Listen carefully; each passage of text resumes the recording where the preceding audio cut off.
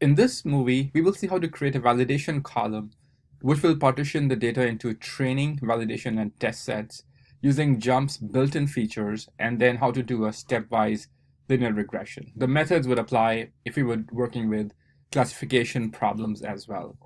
To create a validation column, we go to Analyze, Predictive Modeling, and then click on Make Validation Column. And here, we don't need to choose a specification variable.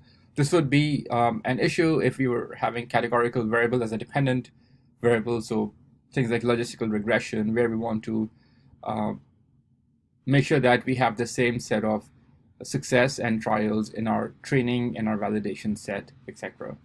But here, we don't have to specify any stratification column. We just click on OK. And the default is to have 75% split into training and 25% split into validation. We could also do a 60, 20, 20 split.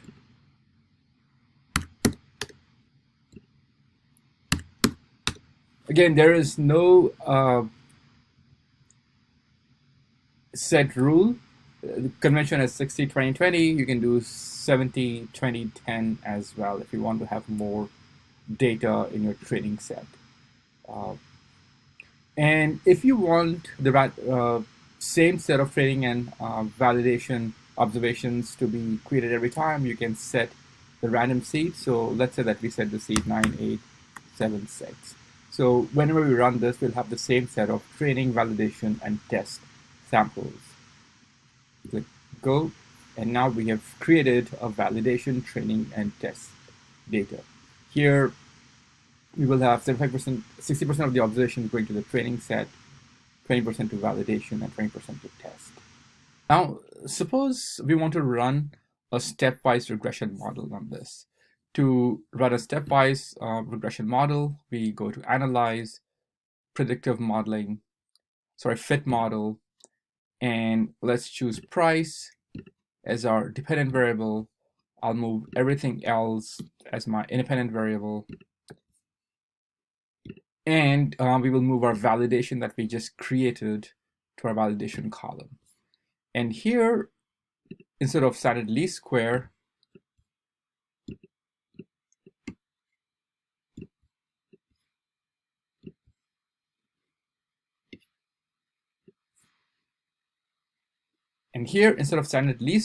we will choose the stepwise option and click Run. So now we're presented with three different options for stepwise. We have forward selection, we have backward selection, and we have mixed. In forward selection, we start with just a constant, and then each variable is added one at a time. And how the variables get added is given by the stopping rule. So the default is max validation R². So what happens in this rule is that a variable gets added in the training set, and then the R² of the validation set is assessed. So the variable which had the most contribution to the validation R² is kept, and then the cycle continues till the additional variables are not really increasing the validation set R², which is here. So right now with just the constant in the validation set, the R² is 0. Now it's negative because the model is being run on training, and then that variable is being used to predict the price of cars in the validation set. So if we click Go, with various iterations, what was resolved was that we have these variables checked once, and when we have those, then our validation R² is the highest. And we can see these here as well. So first age was added. There was a significant gain in the R² in the validation set. From 0, the R² was 0.795. Then when horsepower was added to age, it was 0.8175. And then subsequently, when quantity tax was added, after that there was a decrease in the R², and then it saves all of those, and then saves the best model and presents us with that model. So this is the chosen model. If we like this model and we want to see how it performs on our validation and training set, We can click on make model.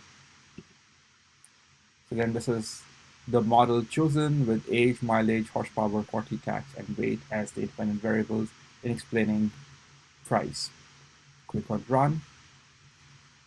And because we had the validation column, jump tells us the R square as well as the mean squared error, root mean squared error for our training, validation, and test sets.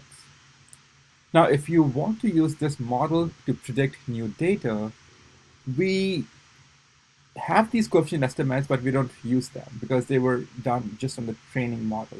If we use these parameter estimates, then I can recover them by clicking on estimates, show prediction expression. This is my estimating equation. The estimates that I'm getting are based on just 60% of my actual sample. When I want to use a model to predict new data, I want to not lose any information. So I will rerun this model, but this time on the entire data set, and then use those estimates to predict my price for a new car. So to do that, we can start from scratch, keeping these variables in mind, or we can take a little shortcut. I click on the red arrow, click on redo, and then here, click on relaunch analysis. So this presents us with the dialog box that was used to create the last model. Here, I will remove the validation, and now I'll run this model on my entire data set with just these chosen variables as my independent explanatory variables. We click run. We get this model on the entire data set, and these are the new parameter estimates when we run this model in that data set. And I can look at the estimating equation here.